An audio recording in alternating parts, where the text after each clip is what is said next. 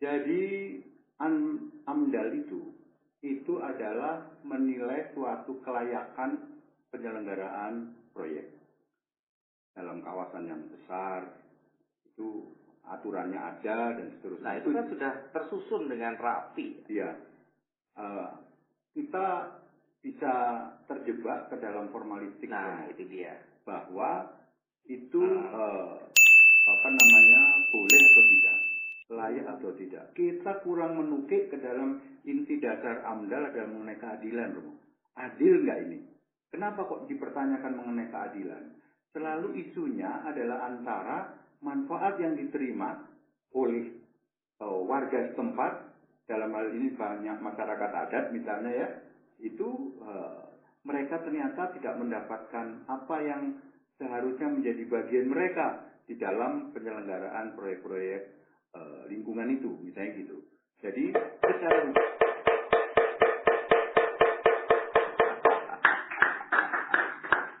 iya kan, akhirnya juga menyangkut visi misi. Kan dia juga sudah jelas ya visi dan misinya gitu kan. Iya.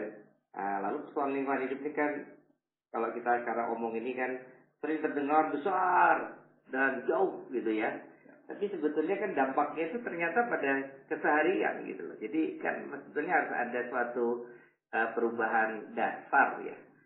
Kalaupun ada leadership yang lalu kemudian menegaskan kebijakan tata kelola.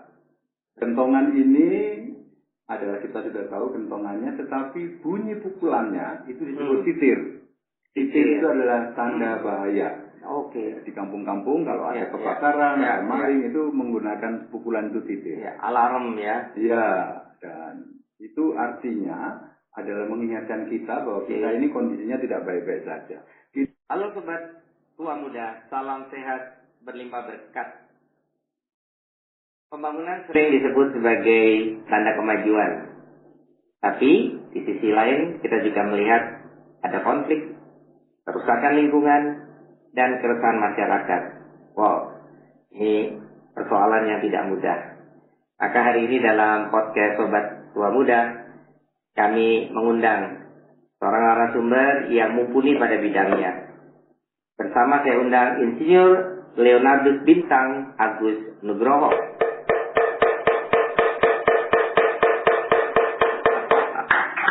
Ya, saya sebut saja Mas Bintang ya, karena nggak beda jauh umurnya. Jadi supaya enak sebagai praktisi lingkungan hidup yang boleh hadir. Terima kasih atas kehadirannya Mas Bintang. Dan bagaimana nanti kita akan bicara untuk ke depan soal lingkungan hidup kita. Tapi sebelumnya cerita deh, gimana Mas Bintang itu lahir, besar, dan pendidikannya apa sehingga punya passion untuk menghidupi lingkungan hidup bagaimana sekarang. Silakan Mas. Baik, terima kasih Romo. Ya. Saya bergembira diundang dan terhormat diundang di podcast Tua Muda ini, sahabat Tua Muda ini. Saya mau memulai dengan soal kentongan tadi, Romo. Oke, itu unik sekali itu. Ya. Seremoninya open dibuka dengan kentongan itu. Kentongan ini adalah, kita sudah tahu kentongannya, tetapi bunyi pukulannya itu disebut titir. Titir itu adalah tanda bahaya. Oke. Di kampung-kampung kalau ada kebakaran, ada maling, itu menggunakan pukulan itu titir. Ya, alarm ya. Iya, dan itu artinya adalah mengingatkan kita bahwa kita ini kondisinya tidak baik-baik saja. Kita berada di dalam situasi krisis lingkungan ya, krisis iklim gitu, sehingga kita harus siaga terhadap itu dan dituntut melakukan sesuatu. Tidak hanya memahami, tetapi juga dituntut melakukan sesuatu. Karena itu ini kesempatan baik untuk mengabarkan kepada para penonton, kepada para pemirsa tentang bagaimana apa-apa yang bisa kita lakukan secara nyata di dalam hidup kita sehari-hari. Saya sendiri kelahiran Bandung, Romo. Saya anak tentara, kelahiran Bandung, tapi cuma numpang lahir. Saya pakaiannya hijau ya. Pakaiannya hijau dan namanya Bintang, Romo. Nama Bintang itu artinya bapak saya jadi perwira pada waktu itu, sehingga saya diberi nama Bintang. Nah itu kemudian saya sekolah di Malang dan kemudian Universitas saya mengambil jurusan arsitektur lanskap. Landscape, Di dalam arsitektur lanskap itulah saya mulai berkenalan dengan isu-isu lingkungan dan beyond landscape. Jadi tidak hanya pada yang nampak, tapi apa yang ada di baliknya. Itu yang menjadi perhatian saya, dan kemudian seterusnya saya terlibat di dalam itu. Saya menjadi ketua Ikatan Arsitek Lanskap Indonesia. Kemudian saya turut mendirikan Green Building Council Indonesia, kemudian juga Populis gitu ya, dan kemudian saya juga menjadi ketua Ikatan Ahli Bangunan Hijau Indonesia. Dengar-dengar juga sampai jadi juri ya untuk Ibu Kota Negara. Betul, Romo. IKN. Betul. Ya. Gimana itu bisa terpilih? Ya, karena itu multidisiplin, Romo, yang diundang gitu ya.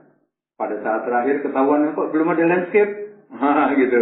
Ya udah, landscape yang dikenal di Kementerian PUPR ya bintang ini katanya gitu kan, gitu ya. Maka saya diundang dan dilibatkan di sana. Wah, luar biasa ya. Terima kasih, itu kesempatan yang bagus itu ya. Oke, ya. Apalagi kita punya isu yang sangat besar ya, Indonesia dianggap sebagai paru-paru dunia kan? Ya, betul, Romo. Dan ternyata kita menjadi andalan dari seluruh dunia. Ya, di mana nanti bisa cerita, karena pernah juga ikut konferensi di Brasil, di Rio de Janeiro, mengenai bumi yang semakin panas, yang semakin menunjukkan tidak baik-baik saja. Dan setelah tahun 2000, mantan Presiden Amerika Serikat Al Gore menyampaikan bahwa ada pencairan es. Nah, itu lalu membuat memang kita waspada, tapi sampai sekarang dari 2000 sudah sampai berapa ini? 35 tahun lebih kurang.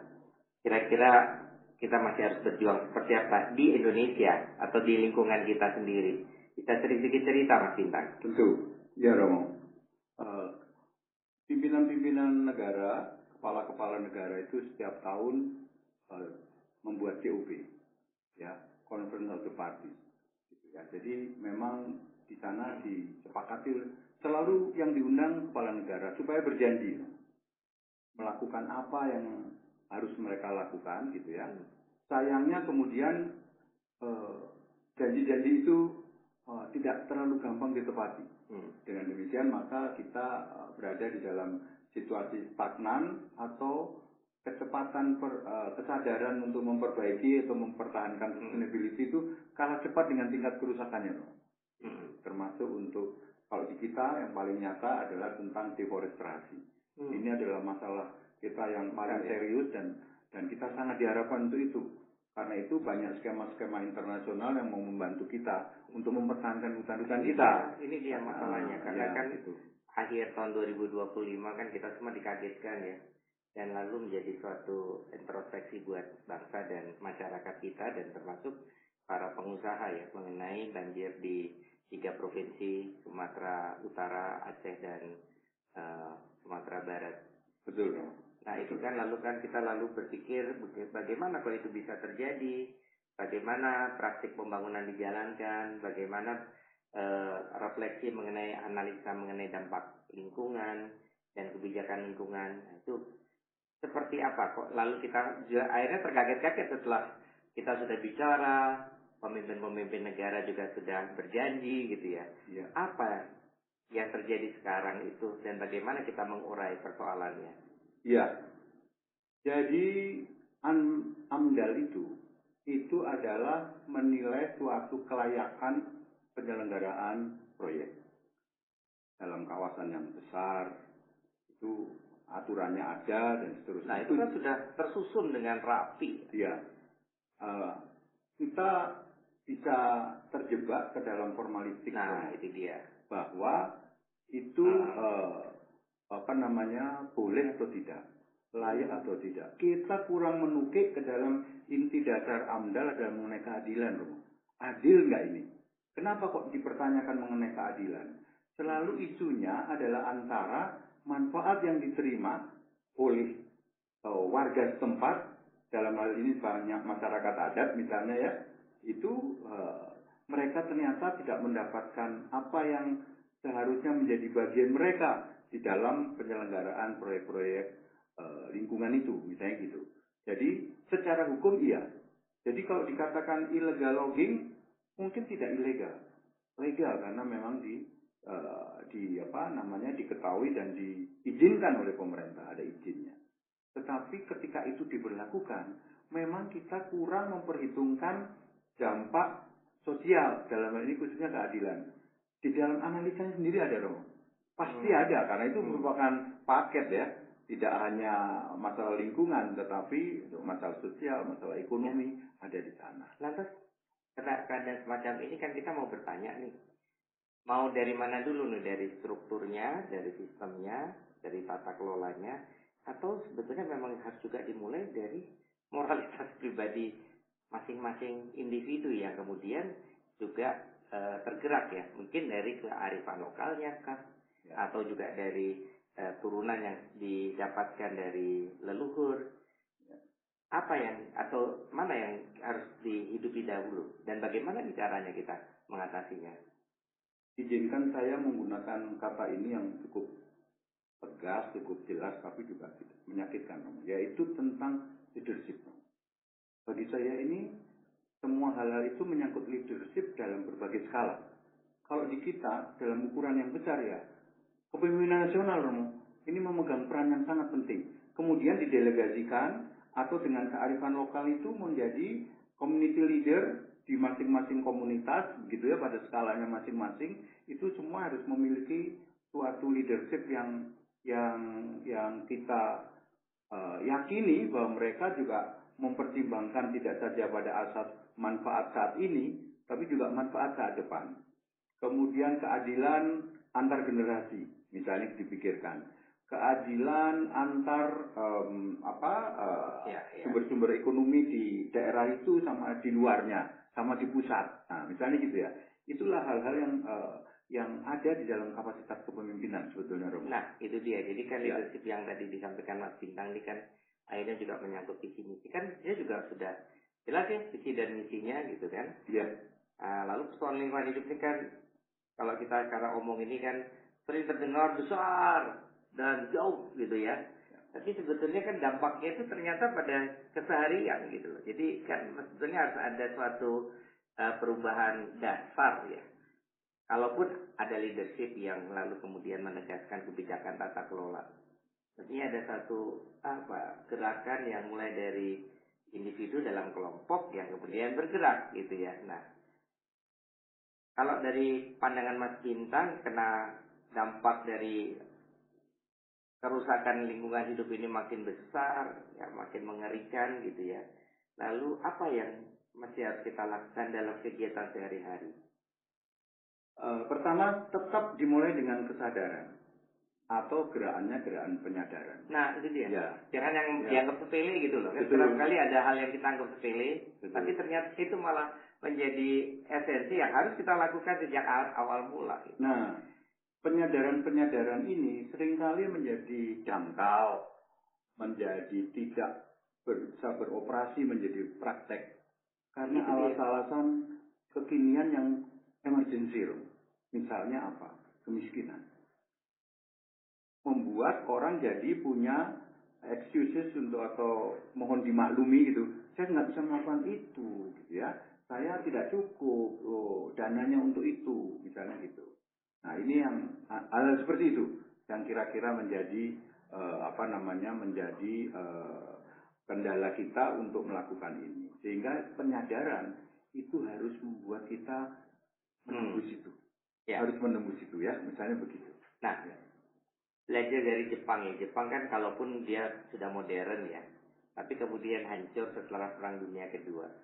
Lalu mulai dari pendidikan.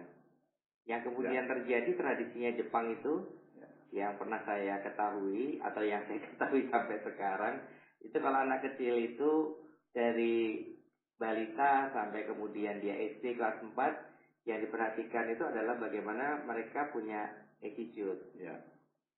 Jalan di aturan trotoar, buang sampah pada tempatnya, membersihkan tempat di mana ia baru saja pergunakan untuk mandikah, buang hajatkah, atau untuk tidurkah.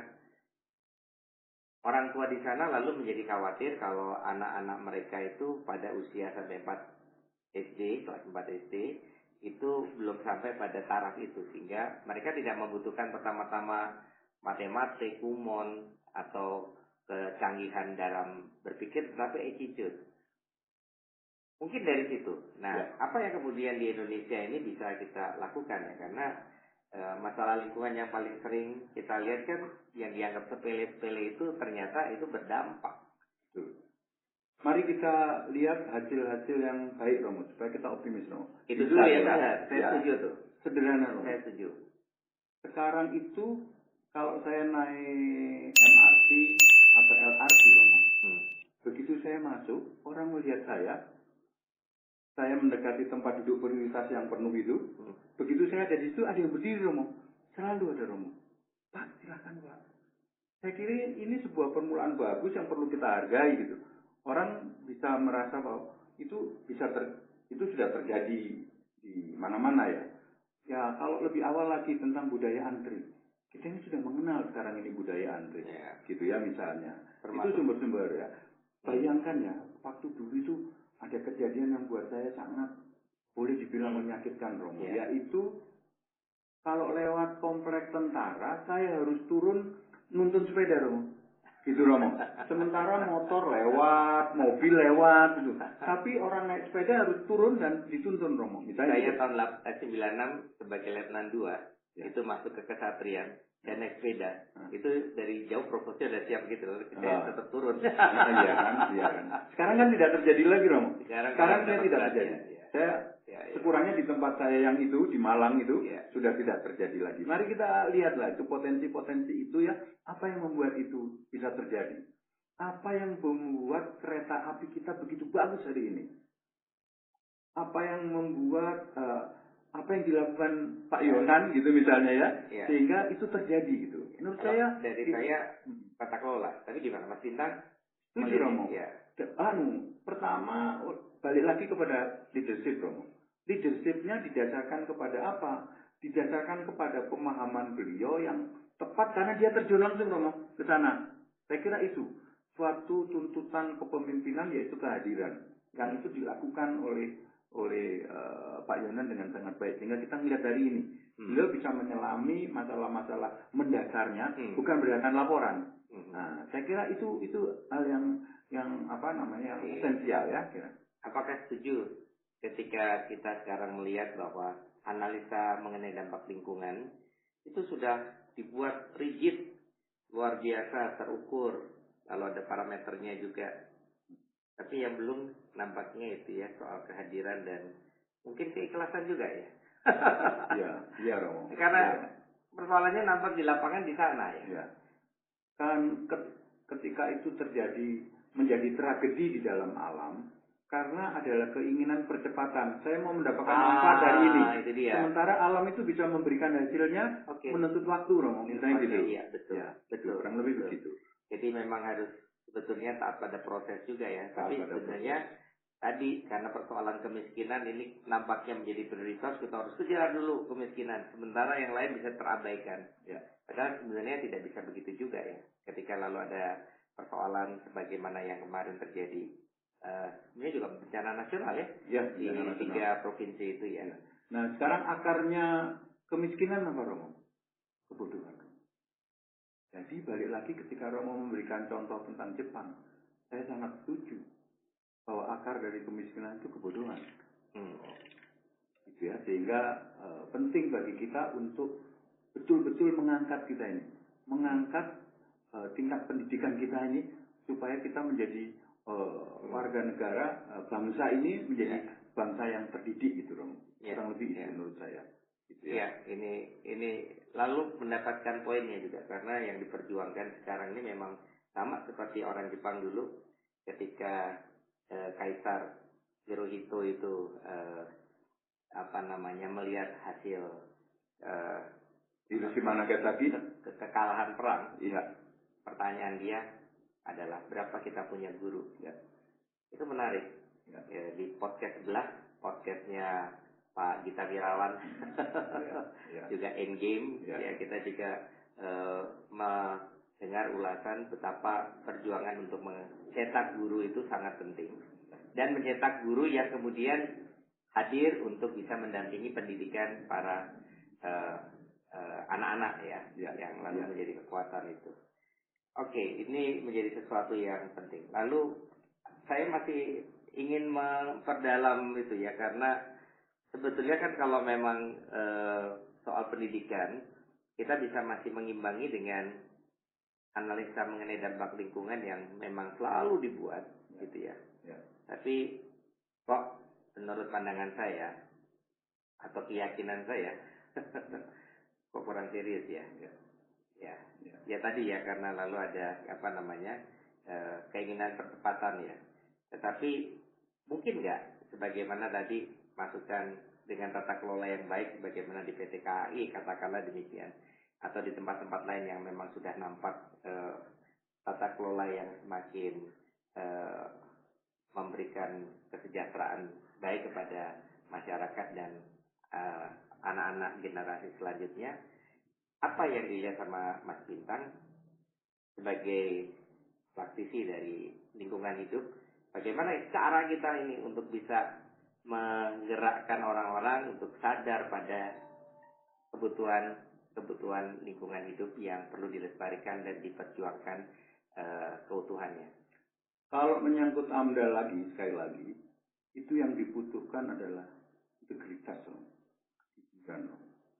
Karena ketika AMDAL secara objektif itu tidak layak, maka studinya menjadi sebuah studi melayakkan dong. Jadi batas-batas itu kan bercandanya kan begini Romo, kita itu jangan pernah melanggar aturan lah. Kalau mau kita melanggar aturannya dimundurin dulu. Dimundurin dulu supaya kita nggak melanggar. Padahal kita memasuki wilayah yang dilarang itu sebetulnya gitu ya. Jadi itu kembali kepada soal integritas Romo. Nah, itu yang harus dibangun di dalam kesadaran kita, karena itu moral Pancasila kita atau ideologi Pancasila kita itu saya kira wajib kita kembangkan. Di dalam Pancasila itu hanya ada satu kata yang diulang 2 kali Romo, yaitu kata adil Romo. Kemanusiaan yang adil dan beradab dan keadilan sosial bagi seluruh rakyat Indonesia. Kata adil Romo ya, ini yang sedang kita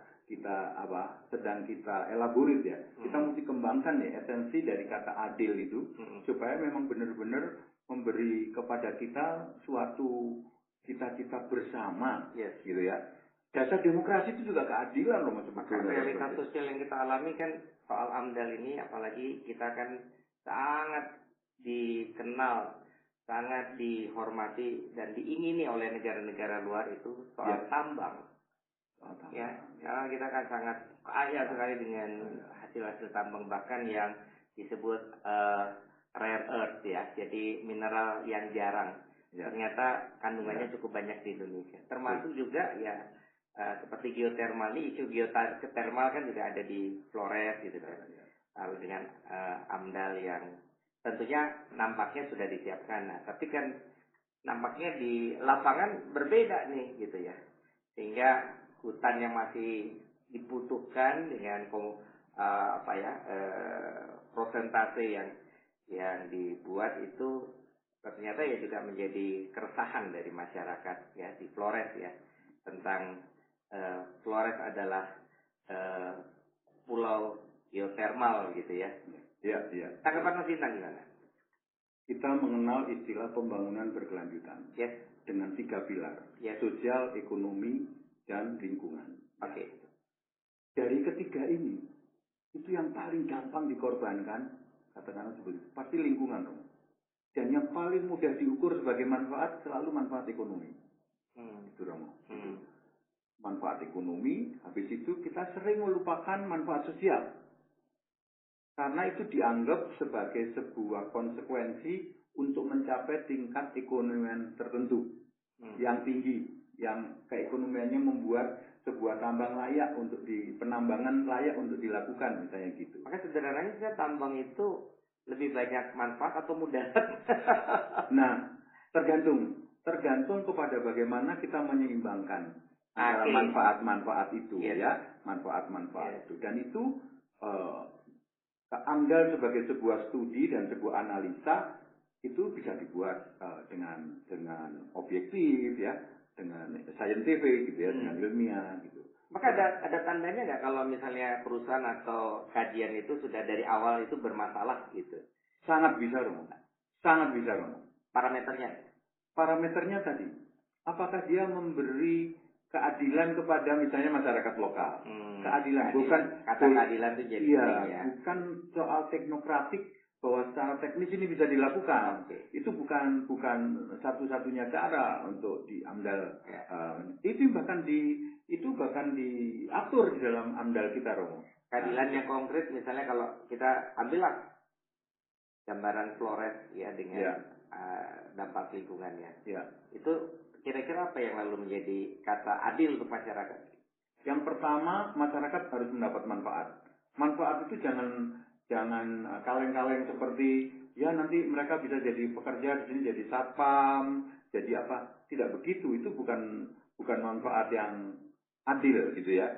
Manfaat yang adil itu misalnya apa yang diperoleh masyarakat di situ atas pengorbanannya, misalnya ya, ketempatan itu mendapatkan polutan, kemudian mendapatkan ancaman air yang berkurang dan seterusnya.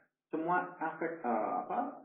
analisa yang menunjukkan kepada dampak-dampak negatif itu bisa dipersiapkan bahwa mereka akan layak mendapatkan jaminan atas kerusakan yang terjadi, atas pengorbanan mereka, sosial, ekonomi maupun lingkungan, gitu. Sebetulnya itu gitu. Hitungannya yang berat ya. Iya, hitungannya secara teoritik mudah.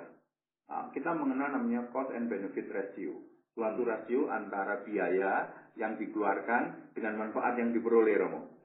Nah, itu kan harus dalam perhitungan waktu ya. Nah, gitu. Kita mengenal di lingkungan itu namanya eksternalitas. Eksternalitas itu adalah suatu yang terjadi di sini, tetapi akibatnya di sana. Nah, di sananya itu juga harus dihitung. Tidak hanya di sini saja. Jadi di bagian hilirnya juga harus dihitung. Sekarang, eksternalitas waktu, sekarang, dan nantinya juga harus dihitung, Romo. Nah, gitu. Itu menyangkut suatu konsekuensi yang panjang dan di sanalah saya kira jiwa daripada AMDAL ini kurang lebih di sana. Dan ini terus terang tidak disukai oleh para investor. Ya. Karena mahal ya, karena kemudian juga melibatkan masalah-masalah sosial yang ribet gitu kan, misalnya gitu, Romo. Jadi mereka akan mengambil jalan-jalan pintas yang ya ini terjadi pada semua pertambangan, tidak hanya di Indonesia. Selalu ekstraktif ya, ekstraktif seperti itu selalu mengorbankan masyarakat sejak dari zaman emas di Amerika itu kita sudah mengalami. Oleh karenanya kita bisa punya contoh nggak? Kalau tidak bisa di dalam negeri, di luar negeri, di mana investor atau pengusaha atau pelaku usaha yang resources tambang, coba untuk mengelola tambang, tetapi punya AMDAL yang baik, yang bisa dilihat sebagai satu contoh bagi negara berkembang yang mau maju seperti Indonesia. Ya. Ada nggak? Ada, tapi saya belum tahu, Romo. Tapi pasti ada, karena bicara tentang apalagi di Eropa, ini kan Eropa ya, mereka juga melakukan geothermal juga kan, punya tenaga listrik ya dengan panas bumi ya, dan cukup bisa dipertanggungjawabkan ya. Tapi kan memang kondisinya beda. Kalau di sana mungkin batu kapur atau karang, sedangkan Indonesia itu kan tanah subur ya, katakanlah menjadi paru-paru dunia juga ya, dan paru-paru masyarakat yang ada di sekitar. Ya. Kalau memang ini bisa seimbang, saya kira keadilan itu bisa teroleh ya, dirasakan manfaatnya. Betul, Romo. Betul. Tapi begini, kita ini sebetulnya tidak memerlukan contoh untuk bisa melakukan hal yang baik di tempat kita. Karena banyak sekali hal yang di luar sana dilakukan dengan baik, tapi kita nggak bisa niru. Paling gampang ada tentang pengelolaan hutan di negara-negara Skandinavia, di Swedia. Apakah teknologi atau gimana? Teknologi atau pendidikan? Iya, Romo. Mereka memang punya kesadaran waktu ya. Menurut saya itu kesadaran waktu itu penting sekali. Bicara tentang sustainability itu pasti bicara tentang kesadaran waktu, Romo. hutan di Skandinavia itu, mereka itu hidupnya dari hutan, Romo. Tapi hutannya dikelola dengan demikian baiknya, padahal tingkat pertumbuhan hutannya itu lebih lambat, berapa? 5 sampai 6 kali lipat, Romo. Lebih lambat daripada hutan tropis, Romo. Misalnya gitu. Hasil kayunya itu mereka lebih lambat dari kita. Tapi mereka bisa mengelola dengan baik dan sumber penghasilan mereka juga dari hutan itu, Romo. Saya kira ini penting. Pertanyaannya, kita sudah belajar dari sana sudah belum? Sudah, perginya sekarang sudah. Tetapi kemudian penerapannya ke sini, ya itu hal yang lain gitu ya. Maksudnya itu gitu. Ya. Sebagai praktisi lingkungan hidup tentunya Mas Bintang itu tahu ketika ketidakadilan terjadi warga menolak ya. Lalu biasanya masalah terbesarnya itu muncul. Yang paling besar apa, Mas? Warga tidak mendapat apa-apa. Tidak mendapat apa-apa. Apa-apa itu bisa dalam arti tidak hanya ekonomi ya misalnya gitu ya. Tapi juga mendapatkan perlakuan yang pantas sebagai, katakanlah itu memang tanah itu sudah dibeli, Romo. Bukan tanah mereka lagi, Romo. Tapi ketika mau dikembangkan, ada aturan yang mengatakan bagaimana mendapatkan persetujuan dari masyarakat. Itu sangat formalitas. Yang penting orang-orang kumpul, ngomong apa didengerin, tapi enggak di follow up sama sekali. Itu dia. Lalu kan ada konflik pasti ya. Iya. Ya, konflik tadi yang terjadi. Nah, sebagai praktisi dari lingkungan hidup, apa yang Mas Bintang bisa lakukan dan juga bisa menghadirkan juga narasi yang bisa kita kerjakan sebagai gerakan bersama, khususnya kan ini podcast untuk kaum muda ya. Untuk kaum generasi Z dan milenial. Apa nih Mas yang bisa kita buat supaya, atau Mas Bintang buat supaya kita juga bisa bergerak bertindak untuk membuat gerakan-gerakan yang diharapkan mengatasi konflik-konflik macam ini, Mas? Terus terang ini bukan persoalan yang mudah. Pasti. Karena menyangkut politik. Nah, politik itu selalu membawa agenda-agenda kepentingan yang adu kuat, Romo. Nah, dalam hal itu masyarakat kita selalu kalah, Romo, sebetulnya. Selalu kalah. Karena kalau berhadapan dengan, mohon maaf nih, berhadapan dengan pemerintah yang sudah punya agenda yang bertentangan dengan masyarakat, gitu misalnya ya.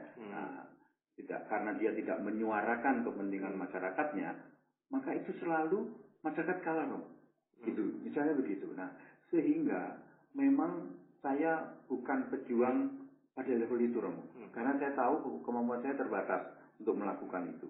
Saya mau berjuang untuk, misalnya Romo, yang paling nyata itu, apa yang bisa dilakukan oleh keluarga, apa yang bisa dilakukan oleh orang-orang muda itu di keluarganya masing-masing, di lingkungannya masing-masing, di komunitas masing-masing. Itu saya kira lebih ini. Jadi itu diserahkan kepada siapa? Ya, mohon maaf, kita mungkin bisa mendukung ya, tetapi kita tidak bisa memprakarsai dan menjadi motor untuk gerakan-gerakan yang seperti itu, Romo. Itu ya. Dan saya memilih yang ini. Di mana itu tempatnya? Di perkotaan, Romo. Misalnya gitu. Karena perkotaan punya persoalan yang berbeda dengan di luar kota ya, misalnya gitu. Sehingga memang perkotaan ini dengan masalahnya yang khas itu, dan bagusnya perkotaan ini punya sumber-sumber daya manusia yang lebih baik gitu ya, katakanlah gitu ya. Meskipun tidak secara etik ya, tidak secara etik lebih baik daripada orang desa gitu ya.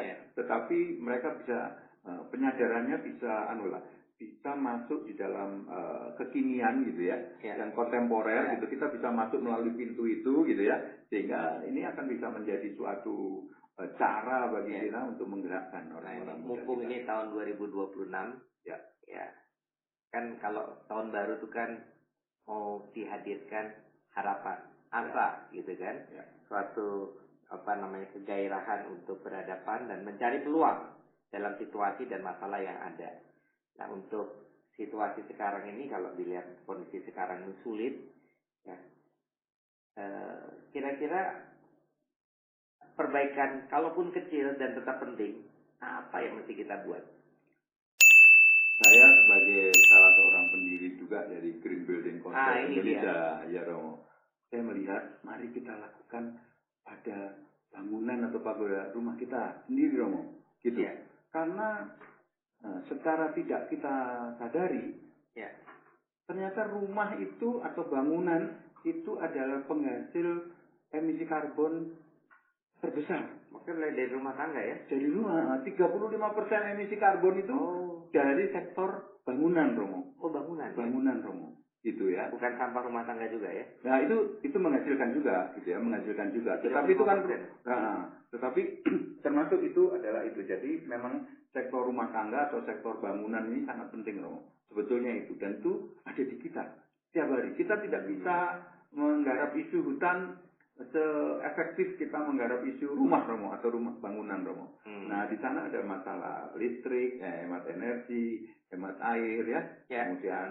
Kemudian kesehatan negara dan seterusnya, Romo. Kita juga dengar kalau sampah itu ada recycling, reduce, dan reuse, zero waste ya, kita tangani dengan di bawah isu zero waste, gitu ya. Ini juga kayaknya juga di tagline-nya di ini bagus juga nih. Iya. Ini juga salah satu cara bagaimana memperbaiki lingkungan mulai dari isu rumah tangga kan ya. Betul, Romo. Tulisannya Ini orang muda, Romo. Ini tentang orang muda, Romo. Gaspol, apa itu? Tanam gaspol. Untuk tanam harus gaspol gitu ya. Tapi kalau untuk babat itu rempol. Injak rem dalam-dalam gitu ya. Supaya kita nggak babat hutan lagi, maksudnya gitu ya. Atau babat pohon ya. Nah, tapi yang saya garis beri putih ini adalah orang muda ditambah alam beraksi. Jadi orang muda dan alam beraksi, gitu ya. Alam beraksi itu artinya apa itu? Kan tetap. Iya, kan kita ini kurang sadar gitu bahwa alam itu memberikan jasa lingkungan itu yang oksigen penting, oksigen ya, kemudian keanekaragaman untuk menghidupi suatu ekosistem yang kompleks ya, yang kompleks itu ya, misalnya itu semua itu alam itu ya, misalnya gitu. Kalau itu kita lakukan bersama-sama, maka ini merupakan solusi krisis iklim. Itu, Romo. Bawahnya ada apa lagi tuh? Ini ada namanya nature based solution, Romo. Ini kesepakatan dunia bahwa sebetulnya memecahkan persoalan-persoalan lingkungan kita itu ya alam itu sendiri, Romo. Not nature based solution. Karena itu kita perlu mengenal alam. Orang-orang kota ini kan makin terasing, Romo, dengan alam. Di Amerika itu ada istilah nature deficit disorder. Kelainan karena orang itu defisit pemahamannya mengenai alam, gitu maksudnya, Romo. Mereka terjauh dari itu. Di Indonesia sudah lama kita mengalami begitu. Anak-anak itu bertanya-tanya di mana sih pohon padi itu, mana ya pohon padi gitu. Misalnya gitu, mereka ngeliat ke atas, misalnya gitu ya. Nah, hal-hal seperti ini juga merupakan bagian dari kita pembelajaran tentang alam ini untuk generasi muda. Saya kira ini loh ya solusi yang kecil, artinya kita think globally tapi act locally gitu ya. Jadi kita berpikir bisa besar, luas, jauh gitu kan. Tapi tetap harus ada perbuatan-perbuatan yang secara spasial, lokal kita lakukan dalam rangka pemulihan lingkungan ya. Itu kan pelajaran Romo Mangun. Romo Mangun cerita.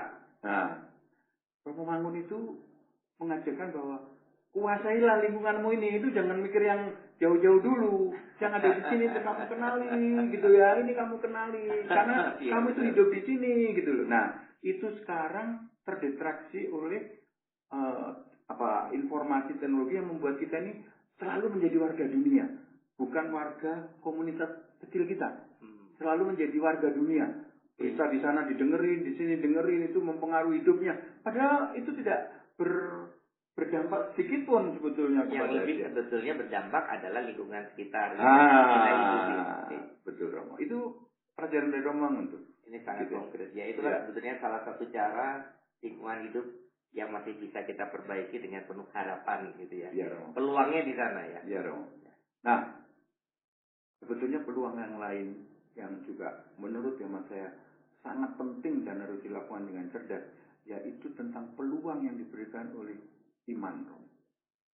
Iman ini sebuah jawaban yang pertama-tama mengikis kita dari apatisme, Romo. Lingkungan nggak berubah-berubah, kenapa sih mesti kita sibuk amat gitu ya dengan itu semua ya. Iman yang harapan itu ada pada iman. Karena itu saya kira seperti Romo Rohaniwan ini semua harus mencari sebuah cara metode yang bisa masuk kepada pintu-pintu kesadaran baru mereka tentang lingkungan melalui ini keren iman ya. Apalagi sebagai rohaniwan gereja Katolik ya, saya punya pimpinan yaitu dulu almarhum Paus Fransiskus yang membuat Laudato Si, ensiklik Laudato Si, dan setelah itu kemudian Laudato Deum, Laudato Deum. Ya. Nah, ini luar biasa karena ternyata dampaknya itu bukan hanya untuk umat Kristiani, tetapi ternyata untuk dunia. Ya. Bahkan di Indonesia itu ya teman-teman yang bergerak di lingkungan hidup yang bukan Kristiani sangat surprise ya dengan ensiklik itu. Bisa cerita supaya ini juga di tahun 2026 di gereja lokal Keuskupan Agung Jakarta yang ada di Jakarta, Tangerang, Bekasi, dalam gereja Katolik ini bergerak untuk menghadirkan kecintaan pada lingkungan dan keutuhan ciptaan. Bisa sedikit cerita ini supaya kita bisa mendapatkan masukan. Mas Bintang juga termasuk penggerak di Pepulik dulu yang diinisiasi oleh Keuskupan Agung Jakarta. Bisa cerita, Mas? Ya, Romo. Inti dasar daripada Laudato Si itu adalah kesederhanaan. Yang pertama itu kita menyebutnya ugahari, ya. Suatu kesadaran untuk mau bersederhana tanpa atau tetap dengan sukacita. Itu identitasnya filsafat Timur. Yang Yesus Kristus, Isa Al-Masih itu dia adalah orang yang berasal dari timur bukan barat. Ya. Maka ugahari, kesederhanaan, sikap lepas bebas itu sebetulnya khas pada suasana batin dan intuisi orang-orang timur. Dan itu saya kira juga merupakan inti ajaran Katolik kita ya, kekristenan kita. Bagaimana kita hidup sederhana sebagai bagian daripada, kan banyak orang anggap kalau kita hidupnya sederhana, hidupnya itu kan kita menderita. Itu seolah-olah gitu, Romo. Nah, sekarang tidak. Nah, karena itu menurut saya ini inti dasar untuk melakukan Maka kalau kita sudah menurunkan, nah ini kan sulit, Romo ya, sulit. Jadi tengah-tengah orang flexing, Romo, pamer ini, pamer itu ya, kita tiba-tiba diminta untuk tidak melakukan itu. Di tengah-tengah orang sedang melakukan kemewahan, kenyamanan, kenikmatan itu ditonjolkan, hedonisme itu berkembang besar, kita diminta untuk ngerem dan menghilangkan itu. Ini anti mainstream nih. Anti mainstream ini kita tinggal tunggu waktu proses, karena saya baca di Eropa itu kaum muda itu tahun 2025 kemarin itu sangat gemar untuk kemudian ambil waktu yang disebut retret. Itu kembali biara-biara penuh untuk menampung mereka yang ingin nyepi dan menemukan kekuatan pada kesederhanaan. Dan yaitu sebagaimana dulu tokoh ekonomi A.F. Schumacher mengatakan small is beautiful, kecil itu indah dan sederhana itu adalah suatu kekuatan. Yaitu salah satu itu. Lalu ada hal lain kah dari Laudato Si yang ditangkap Mas Bintang? Ada, Romo. Ya itu masih berhubungan dengan itu, kan ini sebuah panggilan profetik, Romo ya. Apa yang dibuat oleh Bapak Paus itu kan sebuah suara kenabian ya, yang mengatakan tentang bagaimana cara-cara kita dengan hidup kita untuk pemeliharaan bumi ini kita melakukan apa itu. Yang mengatakan begini, tiada no ecology without anthropology. Tidak ada kepedulian lingkungan kalau kamu tidak peduli pada kemanusiaan. Sebetulnya itu. Nah, hal ini penting untuk menjawab pertentangan begini. Itu di hutan ya, hutan itu kita jaga, itu sama sekali nggak boleh tebang dan seterusnya. Padahal umat di pinggir itu, warga di pinggiran itu hidupnya sengsara, gitu misalnya gitu. Itu kebuntuan pikir sebetulnya kalau itu dibuat. Karena dengan cara berpikir kita yang lebih inovatif, lebih kreatif, kita bisa menemukan bagaimana hutan itu dijaga, tapi kesejahteraannya juga meningkat. Misalnya, dari semula menebang kayu-kayu besar untuk dijual gelondongan, sekarang dikembangkan menjadi dipotong sedikit karena untuk kerajinan. Misalnya gitu, Romo. Saya tertarik ini karena Bapak Paus almarhum itu waktu berkunjung di Indonesia 2 kali beliau menyebutkan, pertama di Istana Presiden dan kedua di Masjid Istiqlal. Keren banget dalam rangka deklarasi Istiqlal. Iya. Bahwa ya pertama ya kita harus menghadirkan keseimbangan alam semesta dan ciptaan. Dan Indonesia itu adalah sesuatu yang menjadi berkat dari Tuhan karena kita mempunyai Pancasila tadi, punya satu prinsip dari ideologi bersama yang tadi Mas Bintang sampaikan itu pada sila kedua dan kelima soal keadilan. Jadi prinsip keadilan itu memang lalu menjadi marwah bangsa kita dan identitas bangsa kita. Lalu juga di dalam deklarasi Istiqlal ya, bahwa inklusivitas itu harus menjadi perjuangan dari masyarakat dan bangsa Indonesia yang menjadi amanat dari yang kuasa itu, yang punya alam dan ciptaan ini gitu.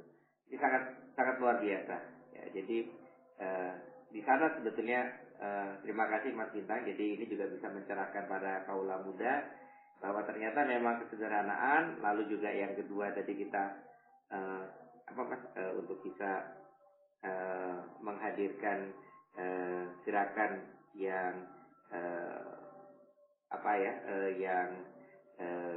untuk ini ya, untuk skala yang bisa kita lakukan bekerjasama secara bersama-sama di dalam perbedaan sebagai suatu kekayaan. Jadi kekayaan kita itu sebetulnya adalah keberagaman dan ikatan dalam kebersamaan gotong royong itu.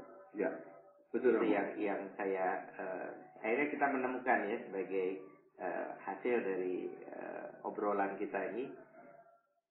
Baik, ini sudah sesuatu yang sangat luar biasa. Ada sesuatu yang masih mau ditambahkan untuk mengakhiri juga obrolan kita karena sudah sampai pada penghujung waktu. Ada sesuatu yang masih Mas Bintang ingin sampaikan untuk bisa memberikan narasi dan memperkuat afirmasi kepada kaum muda kita?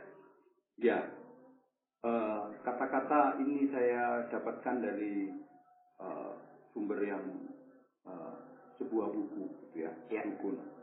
Kata-katanya bagus sekali Romo menurut saya. Less for me, more for others, enough for all. Untuk saya sedikit saja. Keren ya. Untuk orang lain lebih banyak. Untuk semuanya cukup. Ini kira-kira bisa menjadi suatu gerakan penyadaran yang membuat kita tidak kehilangan orientasi sosial dalam melakukan tindakan-tindakan pribadi kita. Kurang lebih begitu ya. Baik banget. Sebelumnya mau diseruput dulu kopi dari kenangan ini supaya kenangan kita makin jod.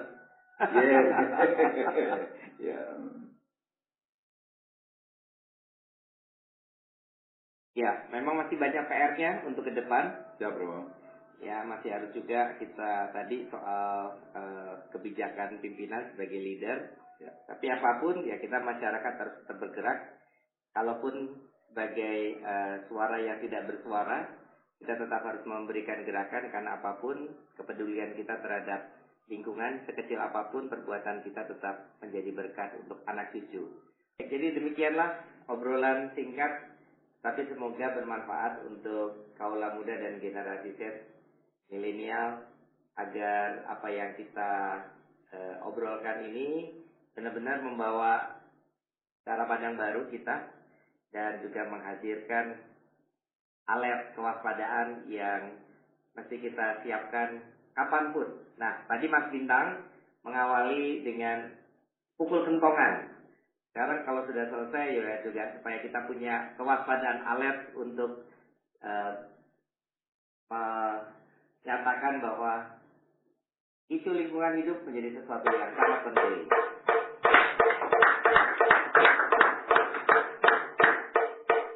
Terima kasih Romo. Ya, sama-sama kita kerjakan untuk pelayanan bagi generasi selanjutnya. Lingkungan hidup kita semakin lestari. Salam sehat berlimpah berkah.